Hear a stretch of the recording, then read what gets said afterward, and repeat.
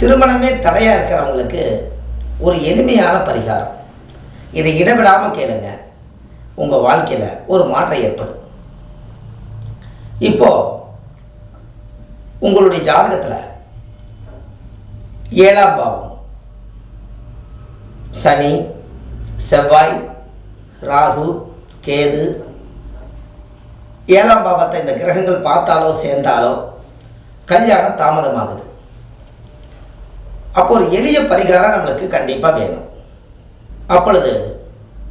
அப்போ திருமணம் ஒரு நல்ல விதமாக உங்களுக்கு நல்லா நடக்கணும்னா, தாமரை விதை இருக்குது பார்த்தீங்களா, நாட்டு மருந்து கடையில் போய் கேட்டிங்கன்னா தாமரை விதை உங்களுக்கு கொடுப்பாங்க.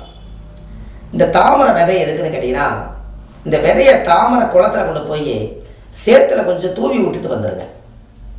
அப்போ என்ன ஆகுன்னா, ஒரு 3 மாதத்துக்குள்ள இந்த தாமரை செடியாகி கொடியாகி தாமரை மலர்ந்து தண்ணிக்கு மேலே நிற்கும். அப்போது நம்ம என்ன சொல்கிறோம், தாமரையை ஒரு மகாலட்சுமி, லட்சுமி தாமரையில் குடியிருக்குன்னு சொல்லுவோம். நம்ம வீட்டுக்கு ஒரு மகாலட்சுமி வரணும் அல்லவா? அதற்காகத்தான் தாமரை விதையை குளத்துலையோ சேத்துலையோ ஆற்றுலையோ ஓரத்தில் போட்டுவாங்க. அந்த தாமரை வளர்ந்தாச்சுன்னா உங்களுக்கு மகாலட்சுமி வந்தாச்சு. இது ஆதிகால பரிகாரம். அந்த காலத்தில் பார்த்துக்கிறீங்களா, தாமரை விதையை மாலையாக போட்டு ஜபம் பண்ணுவாங்க. முன்னோர்கள் அந்த காலத்தில் விதை கிடச்சதுன்னா வீட்டில் வச்சுருப்பாங்க. நீங்கள் ஏதாவது ஒரு பொண்ணு பார்க்க போனீங்கன்னா தாமரை விதையை கையில் எடுத்துகிட்டு போங்க. ஏன்னா அதை போட்டீங்கன்னா மகாலட்சுமி வருமல்ல. இப்போ நீங்கள் மகாலட்சுமி தானே பார்க்க போகிறீங்க, நம்ம வீட்டுக்கு வரக்கூடிய இது மகாலட்சுமி தானே சொல்கிறீங்க. மகாலட்சுமி எதில் குடியிருக்குது? தாமரையில் தான் குடியிருக்குது. அப்போ மூலாதாரத்தை பிடிங்க, விதை கையில் வச்சுக்கோங்கன்னு. இதை விட மகிழ்ச்சியாக இருக்குது. எப்படியெல்லாம் அந்த காலத்தில் முன்னோர்கள் இதை செஞ்சு வச்சுக்கிறாங்க பார்த்தீங்களா? இதெல்லாம் அந்த காலத்தில் இருக்கக்கூடிய விஷயந்தான். ஆனால் பாருங்கள், தாமரை அழகாக இருக்குது, ஆனால் அது வாழ்கிறது சேத்துல தான் வாழுது. சேரு சகதியை மூக்க பிடிக்கணும், ஆனால் அங்கே தான் மகாலட்சுமி குடியிருக்குது. அப்படின்னா பாருங்கள், நாம் எதெல்லாம் வேண்டான்னு ஒதுக்குறோமோ அங்கே தான் மகாலட்சுமி இருக்குதுங்கன்னு. அதனால தான் மாலை நேரத்தில் குப்பையை கொண்டு போய் வெளியில் கொட்டாதீங்க, மகாலட்சுமி வீட்டை விட்டு வெளியில் போயிருப்பாங்க. மகாலட்சுமி அது சேத்துலேயும் ஜகதியிலையும் குப்பையில் தான் இருக்குது. அது நீங்கள் குப்பையோடு கொண்டு போய் கொட்டிங்கன்னா அந்த நேரத்தில் மகாலட்சுமி வீட்டுக்கு வர மகாலட்சுமி நீங்களே வெளியே துரத்தி விட்ட மாதிரி ஆயிடும். அதனால தான் 6 மணிக்கு மேலே சூரிய அஸ்தமனமானால் வீடு கூட்டி குப்பை கொண்டு போய் வெளியில் போடாதீங்கன்னு முன்னோர்கள் அந்த காலத்தில் சொன்னாங்க.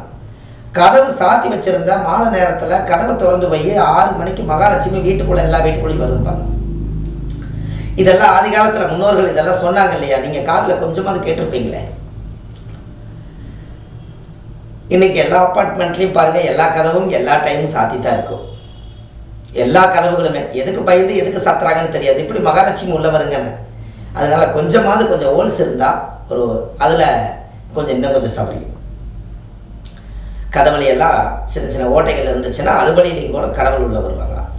அதனால் திருமணம் யாருக்கெல்லாம் தடையாக இருக்கிறதோ அவங்க ஒரு 3 நாளைக்கு கூச்சப்படாமல் வேலைக்கெல்லாம் போயிட்டு வந்துட்டு சாயந்தரம் 6 மணிக்கு மேலே சாம்பிராணி போக காட்டி தாமரை விதையில் செஞ்ச மாலையை கழுத்தில் போடுங்க. மகாலட்சுமி கிடைக்கும். ஆணுக்காக இருந்தாலும் பெண்ணுக்காக இருந்தாலும் நீங்கள் மகாலட்சுமி தான் அதனுடைய யோகமே. அதனால் நீங்கள் 2 பேருமே செய்யலாம். இதில் ஆண் வேற பெண் வேறங்கிறதுல இல்லை. அந்த விதையை போட்டாலே மகாலட்சுமி வாசம் செய்யும். உங்களுக்கு நினச்ச காரியம் கைகூடும். கண்டிப்பாக இந்த பதிவை நீங்கள் கேட்டுட்டு நீங்கள் எல்லாத்துக்கும் இதை ஷேர் பண்ணுங்கள். இது எளிமையான பரிகாரம், காசு இல்லாத பரிகாரம். நீங்கள் வீட்டிலையே செய்யலாம். தலைமேட்டு கடையில் தாமரப்பு விதையை தலைமேட்டை வச்சு 7 நாள் தூங்கி எந்திரிச்சாலே உங்களுக்கு மகாலட்சுமி வாசம் செஞ்சாலே உங்களுக்கு காசு பிடிச்ச தரித்திரம், குடும்பத்தை பிடிச்ச தரித்திரம் வெளியில் போயிடும். அந்த காலத்தில் இதெல்லாம் மூலாதாரமாக வச்சுருக்காங்க பாருங்கள். அதனால் கண்டிப்பாக இந்த பதிவை கேட்டுட்டு நீங்களும் பயன்பெறணும் என்று சொல்லி இந்த பதிவை நான் உங்களுக்கு கொடுக்குறேன். அடுத்த பதிவில் உங்களை சந்திக்கிறேன். சுப மாரிமுத்து. நன்றி.